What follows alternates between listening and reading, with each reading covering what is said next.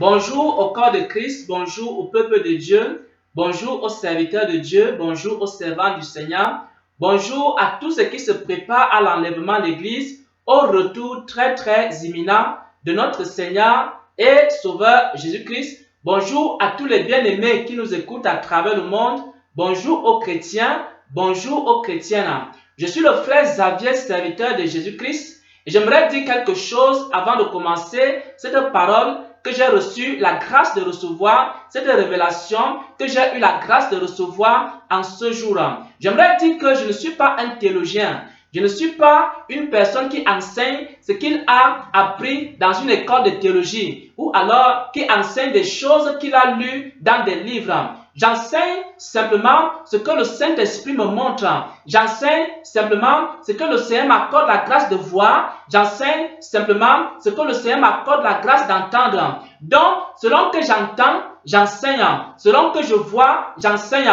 Selon que je reçois les messages du Seigneur, je communique aussi au peuple de Dieu, aux enfants de Dieu. Je communique la vérité au peuple de Dieu, aux enfants de Dieu.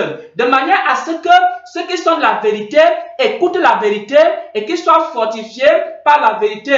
Mais ceux qui ne sont pas la vérité n'écouteront pas la vérité. Au contraire, ils vont fouler la vérité aux pieds. Mais je communique simplement les vérités du Seigneur et ceux qui sont la vérité entendent la voix de la vérité et ils marchent dans la vérité, ils se conforment à la vérité, ils sont sanctifiés par la vérité et ils font des progrès dans la vérité et à la fin, ils seront sauvés par la vérité parce qu'ils ont marché dans la vérité. Alors, le Seigneur m'a donné une révélation que j'aimerais partager ici avec le corps de Christ, que j'aimerais partager ici avec tous les bien-aimés. C'est que, bien-aimés frères et sœurs en Christ, la motivation est très importante. Bien-aimés, le Seigneur m'a fait vivre une expérience dimanche 3 mai 2020. Dans cette expérience-là, il y avait le Père Céleste qui était en train de donner des conseils à ses enfants. Et l'un des conseils qu'il donnait, c'était qu'il faut que les enfants de Dieu, partout dans le monde, il faut que les serviteurs de Dieu, partout dans le monde, il faut que les hommes de Dieu, partout dans le monde, il faut que les églises, partout dans le monde, il faut que les chrétiens et les chrétiennes, partout dans le monde, il faut que les diacres et les diaconesses, partout dans le monde, qu'ils surveillent les motivations de leur cœur. Les motivations de leur cœur, c'est l'amour qui doit motiver chacune de vos actions. C'est l'amour qui doit motiver chacune des œuvres que vous faites sur la terre. Avant de parler de cette révélation, j'aimerais d'abord dire quelque chose parmi les témoignages que j'ai reçus. Il y a beaucoup de témoignages que j'ai reçus également des hommes de Dieu, des serviteurs de Dieu. Il y a beaucoup de témoignages que j'ai lus pendant ma vie chrétienne, pendant que je cherchais le Seigneur, pendant que je cherchais la face de Dieu. Alors, il y a des témoignages que j'ai lus de la part des hommes de Dieu, de la part des chrétiens. Mais parmi ces témoignages-là, il y a un témoignage qui m'avait beaucoup marqué. Il y a un témoignage qui m'a tellement marqué au point où je me posais la question de savoir est-ce que Dieu n'est pas injuste? Il y a parmi les témoignages que j'avais lus, et il y a un témoignage qui m'a beaucoup marqué et je me suis même posé la question dans mon cœur de savoir si Dieu n'était pas injuste. C'est le témoignage d'un homme de Dieu, bien-aimé frères et sœurs en Jésus-Christ. Un homme de Dieu qui avait fait une grande œuvre de Dieu. Un homme de Dieu qui avait bâti des grandes églises. Un homme de Dieu qui avait fait beaucoup de miracles.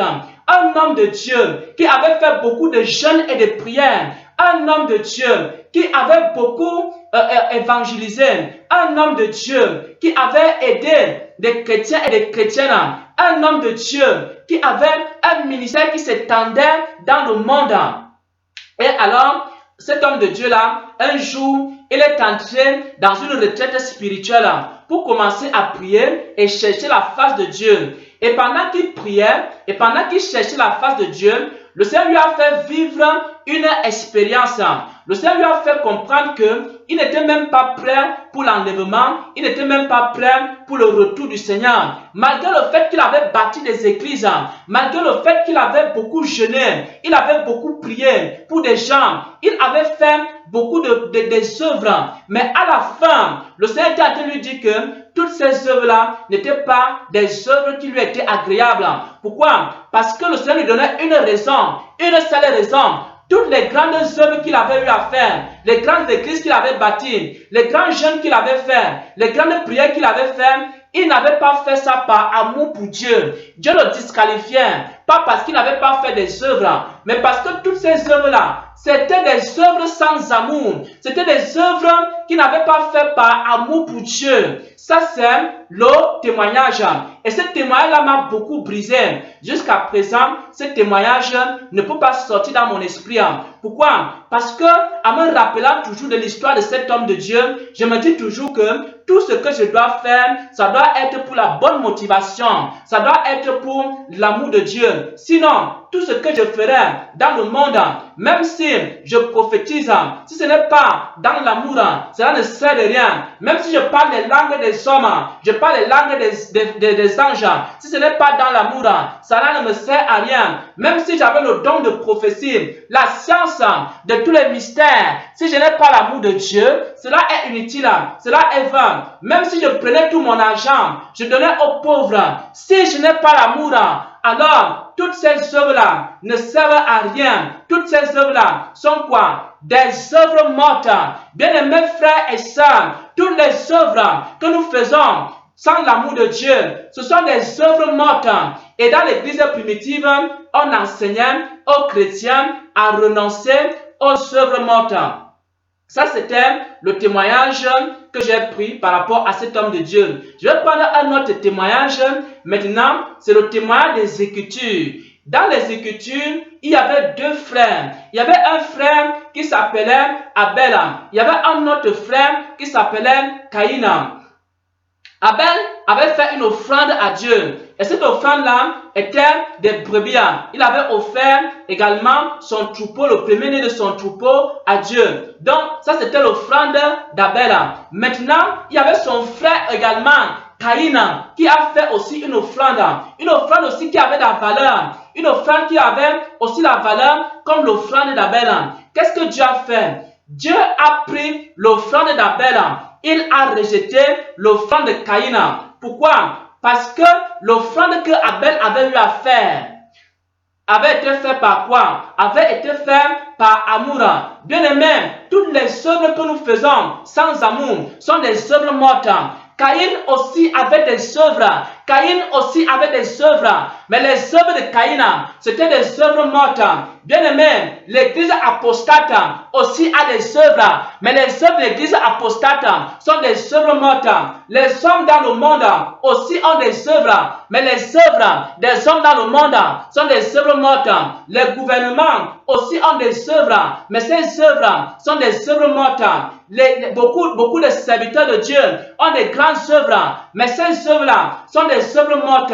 Pourquoi? Parce que ce sont des œuvres qui sont faites sans l'amour de Dieu, sans l'amour de Dieu, et que la motivation de ces œuvres-là, ce n'est pas l'amour.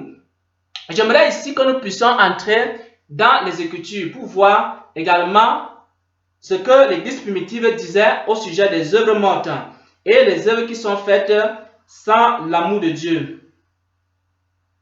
Le premier passage que nous allons prendre ici, c'est Hébreux 6 à partir du verset 1. Le premier passage que nous allons prendre, c'est Hébreux 6 à partir du verset 1. Il est écrit, c'est pourquoi, laissant les éléments de la parole de Christ, tendons vers ce qui est parfait, sans poser à nouveau le fondement du renoncement aux œuvres mortes, du renoncement aux œuvres mortes, du renoncement aux œuvres mortes. Hébreux 6 à partir du verset 1. L'apôtre Paul est en train de dire ici que, il faut poser le fondement du renoncement aux œuvres mortes. C'est-à-dire quoi? Il faut renoncer aux œuvres qui sont faites sans l'amour de Dieu. Il faut renoncer à l'évangélisation qui est faite sans l'amour pour les âmes perdues. Il faut renoncer aux enseignements qui sont faits sans avoir l'amour des hommes. Il faut renoncer au ministère pastoral qui est fait sans l'amour pour les brebis. Il faut renoncer au ministère prophétique qui est fait sans l'amour des hommes. Bien-aimés frères et sœurs, il faut renoncer aux dons et aux libéralités qui sont faites sans l'amour. Il faut renoncer à toutes les bonnes œuvres qui sont faites sans l'amour de Dieu. Le renoncement aux œuvres mortes. Et c'est ce que l'apôtre Paul enseignait. C'est ce que l'église primitive enseignait. Renoncer aux œuvres mortes. Maintenant, commencez à agir avec une motivation. Une seule motivation. L'amour de Dieu. Dis ça. Hébreux 9, à partir du verset 14.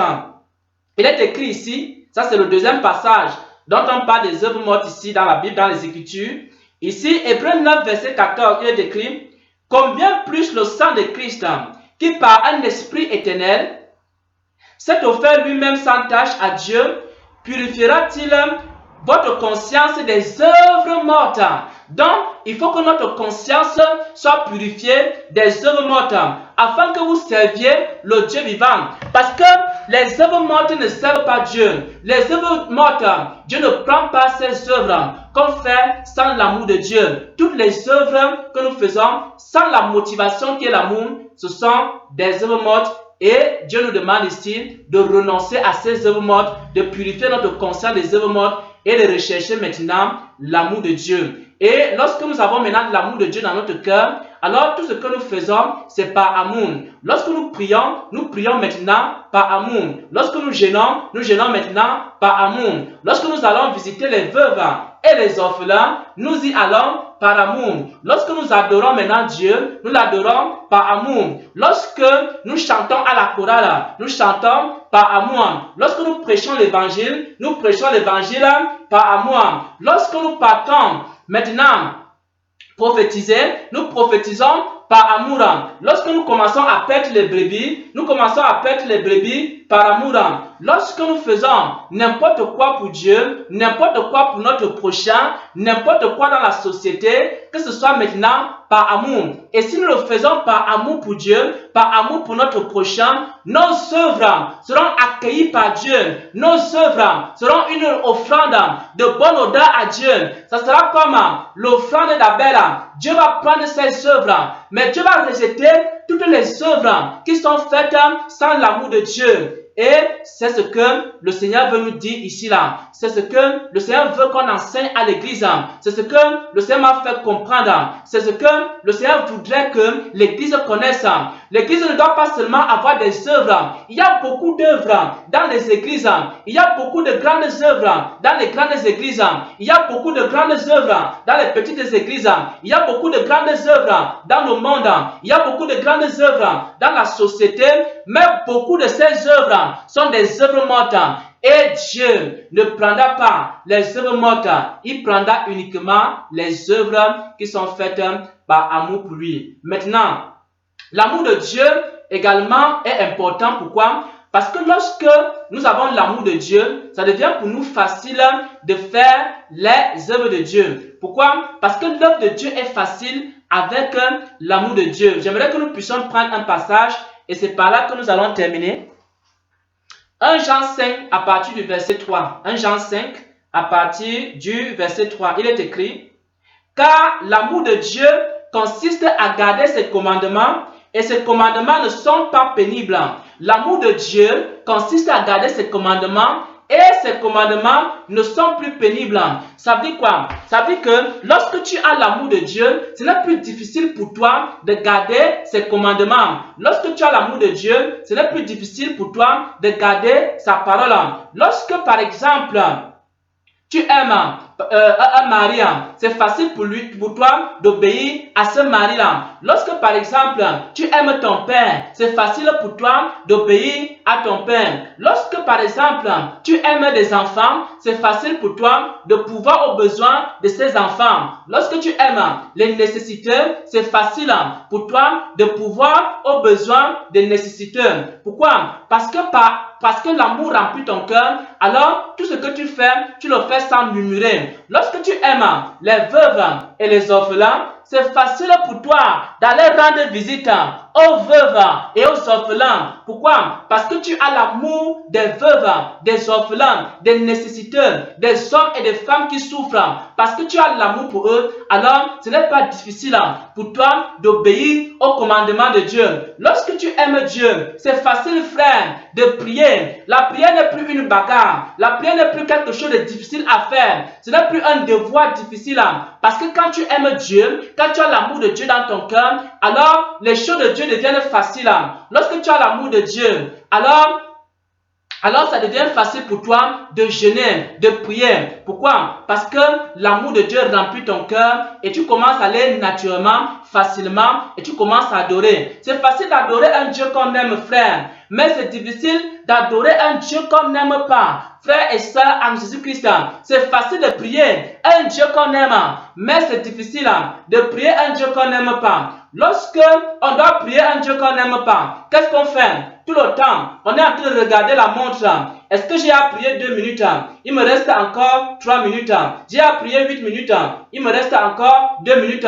Pourquoi? Parce qu'on veut faire son devoir de chrétien, c'est-à-dire prier et rapidement sortir la présence de Dieu. Pourquoi? Parce qu'il n'y a pas quoi? L'amour de Dieu dans notre cœur. Ça devient quoi? Pénible de prier. Beaucoup de gens ont un problème dans la vie de prière, dans l'adoration, pour lire les Écritures, simplement parce qu'ils n'ont pas l'amour de Dieu ou alors l'amour de la parole de Dieu. Bien-aimés frères et sœurs en Jésus-Christ, lorsque tu aimes la parole de Dieu, frères et sœurs, ce n'est pas difficile de lire la Bible. Bien-aimé, mais quand tu n'aimes pas la parole de Dieu, ça sera compliqué, frère, pour lire la Bible. Lorsque tu vas ouvrir la Bible, ça sera difficile. Tu vas trouver ça pénible de lire toutes ces histoires. L'histoire d'Abel, l'histoire de Caïn, l'histoire de Moïse, l'histoire de Jésus. Jésus marcha sur l'eau. Tout ça, c'est difficile pour toi de lire ces histoires-là. Mais lorsque tu as l'amour de Dieu, ça devient facile, ça devient simple. Tu marches avec ta Bible, tu marches avec les Écritures, tu aimes contempler la parole de Dieu, tu aimes lire les belles histoires de Jésus, tu aimes lire les belles histoires de l'apôtre Paul, tu aimes lire les belles histoires de l'apôtre Jean, tu aimes lire les belles histoires de Daniel, tu aimes lire les belles histoires de Moïse. Pourquoi? Parce que tu as l'amour de la parole de Dieu dans ton cœur. Bien-aimés frères et sœurs en Jésus-Christ, renonçons aux œuvres mortes, les œuvres qui sont faites sans l'amour de Dieu.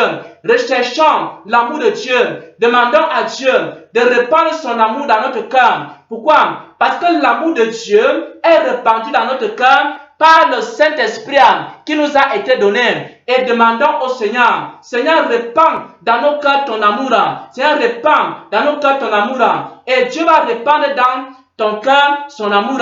Et lorsque son amour sera répandu dans ton cœur, il y a deux choses. La première chose, c'est que toutes les œuvres que tu vas faire, ce sera plus des œuvres mortes.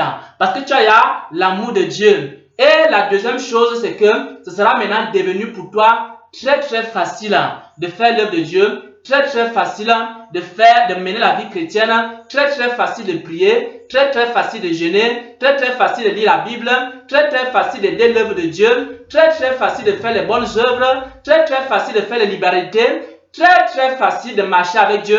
Pourquoi? Parce que tu as l'amour de Dieu. Et alors à ce moment-là, toutes tes œuvres, elles ne seront plus mortes. Et en plus, il sera pour toi très très facile d'obéir à Dieu. Voilà donc, bien-aimés frères et sœurs en Jésus-Christ, la parole que j'aimerais partager avec un bien-aimé, la parole que j'aimerais partager avec le corps de Christ, la parole que j'aimerais partager avec les chrétiens, avec les chrétiennes, c'est que le Seigneur insiste, il a encore insisté hier sur une chose, les motivations de nos cœurs. Beaucoup de serviteurs de Dieu ont été disqualifiés aux yeux de Dieu parce qu'ils n'avaient plus pour motivation l'amour de Dieu. Beaucoup avaient une autre motivation, c'était maintenant le fait de devenir riche, le fait de devenir populaire, le fait d'avoir de l'argent, le fait d'être ceci ou cela, parce qu'ils n'avaient plus l'amour de Dieu, l'amour des brebis, l'amour des âmes qui souffrent dans leur cœur. Alors, à un moment donné, ils ont été disqualifiés. Beaucoup d'évangélistes qui partent évangéliser aujourd'hui, ils n'ont pas l'amour de Dieu. Ils n'ont pas l'amour de Dieu. Ils évangélisent, mais sans l'amour de Dieu. Et beaucoup de prophètes prophétisent sans l'amour de Dieu. Beaucoup de gens font des bonnes œuvres créent des orphelinats, mais ils n'ont même pas l'amour de Dieu, ils n'ont même pas l'amour des brebis. Beaucoup de gens même soutiennent l'œuvre de Dieu, mais n'ont ni l'amour des serviteurs de Dieu, mais ni l'amour de l'œuvre de Dieu. C'est juste un devoir, aller payer les dîmes, aller payer les offrandes. Bien-aimés frères et sœurs, le Seigneur nous exhorte pour que nos œuvres ne soient pas des œuvres mortes qui seront rejetées par lui. Il faut que tout ce que nous faisons, il faut que ce soit par amour pour lui, que ce ne soit pas des œuvres mortes, mais que ce soit des œuvres vivantes, c'est-à-dire des œuvres faites par amour. Et il va prendre toutes les œuvres que nous faisons par amour pour lui et toutes les œuvres qu'il nous donne à travers son esprit et que nous faisons par amour pour lui, il va prendre dans ces œuvres. Il va nous donner ces œuvres-là et à la fin, nous allons lui donner également ces œuvres et nous serons enlevés avec lui. Pourquoi? Parce que nos œuvres ne sont pas des œuvres mortes, mais ce sont des œuvres vivantes. Au nom de notre Seigneur et Sauveur Jésus-Christ, j'ai ainsi partagé sa parole, j'ai ainsi partagé son message, j'ai ainsi partagé son enseignement, j'ai ainsi partagé le cri de son cœur au nom de Jésus-Christ. Amen.